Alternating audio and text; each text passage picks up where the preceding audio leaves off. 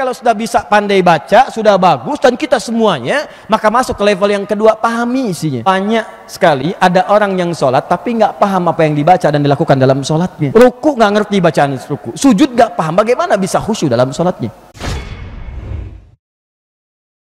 Ibnu Sina, Al-Kindi, Al-Farabi, Al-Khawarizmi, Al-Battani, Jabir ibnu Hayyan, Ibnu Firnas, itu semua memulai dengan Quran. Begitu sudah bisa baca Al-Quran, pindah ke level yang kedua. Itu hobinya umum. Jadi saya mau katakan, kebiasaan berinteraksi dengan Quran jangan cuma muncul di kampus-kampus agama, kampus umum pun ayo munculkan sepanjang Anda muslim, karena Quran itu nggak ada sekat. Tapi cara berinteraksinya kalau sudah bisa pandai baca, sudah bagus, dan kita semuanya, maka masuk ke level yang kedua, pahami isinya, dan Anda akan rasakan sensasi yang berbeda.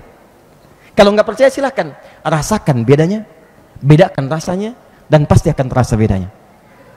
Anda biasa baca wadduha waddaini idza saja ma wadda'aka rabbuka wa ma qala. Setelah itu masuk level yang kedua, tilawah, baca terjemahannya, pahami isinya, maka tiba-tiba Anda mendapatkan ketenangan dalam jiwa. Kata Allah, hei, kamu jangan gelisah, aku akan selalu bersamamu. Dalam keadaan suka, aku perhatikan kau. Dalam keadaan gulita pun, engkau punya persoalan yang membuat matamu gelap, aku pun akan membantumu. Yakinkan pada dirimu, aku selalu akan bersamamu dalam suka dan duka, kata Allah. Begitu kalimat itu muncul, disematkan kepada jiwa, tenang hati Anda. Punya masalah kecil, lewat. Masalah besar, kecil. Tilawah namanya. Dan saya contohkan pada teman-teman mahasiswa di sini ya, dan teman-teman umumnya, siapapun yang ingin menggali. Lihat sini. Tidak pernah ada mahasiswa muslim di masa lalu, bahkan yang belajar umum sekalipun, kalau sudah lewat level qiraah, maka mereka akan mencari ayat-ayat tilawah yang terkait dengan bidang-bidang yang mereka sukai. Contoh, pernah dengar namanya Jabir ibnu Hayyan? Oke, di sini yang kimia, yang belajar kimia, mana angkat tangan? Mahasiswa? Anda? Siapa penemu atom? Jangan katakan John Dalton. Bukan. Yang menemukan atom pertama kali bukan John Dalton. Yang menemukan atom pertama kali Jabir ibnu Hayyan. Siapa Jabir ibnu Hayyan? Makanya disebut bapak kimia. Disebut bapak kimia. Jabir bin Hayyan itu senang kimia dari dulunya. Dan beliau punya lab kecil di rumahnya. Ya, yang paling menarik baca Quran. Begitu baca Quran dipraktekkan tilawah. Nih level yang kedua. Baca surat Al-Hadid. Surat Al-Hadid itu nomor ke-57 dalam Quran. Artinya besi.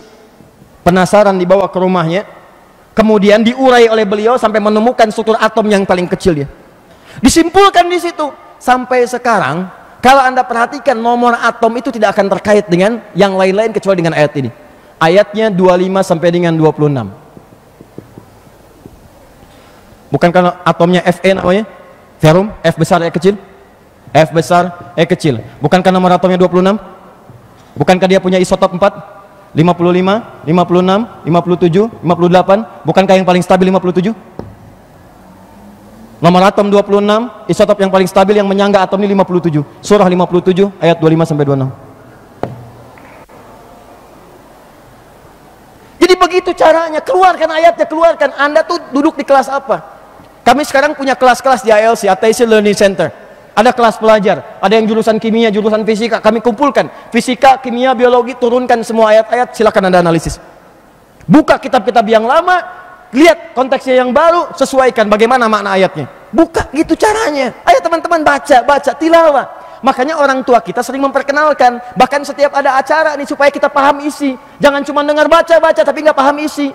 Coba lihat, bukankah kalau ada yang baca Quran namanya qori, ya kan? Qori itu dari qiraah nih, qiraah namanya qori. Kan cuma baca aja, tapi di sampingnya seringkali ada yang menerjemahkan maknanya supaya kita paham isinya. Siapa yang nama yang menerjemahkan itu? Sari tilawah. Sari tilawah. Tilawah. Nih, supaya paham. Sebetulnya nggak pakai sari tilawah saja asalnya. Cuman mungkin yang pertama kali menerjemahkan Busari. Nih.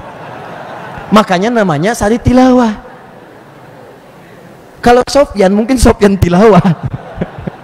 Kalau Adi Tilawah. Cuman karena yang pertama kali menerjemahkan Busari, maka jadi Sari Tilawah. Coba dari sekian Anda khatam Quran, berapa persen Anda paham isinya? Terus Anda bawa lewat sholat lagi. Ini celakanya tuh ini, Al-Fatihahnya nggak paham isinya. Bagaimana Anda bisa khusyuk dalam sholat? Itu sindiran Quran loh, tajam tapi halus. Halus, tajam, tajam, halus. Apa kata Al-Quran? Mohon maaf, banyak sekali ada orang yang sholat tapi nggak paham apa yang dibaca dan dilakukan dalam sholatnya. Ruku nggak ngerti bacaan ruku, sujud nggak paham, bagaimana bisa khusyuk dalam sholatnya?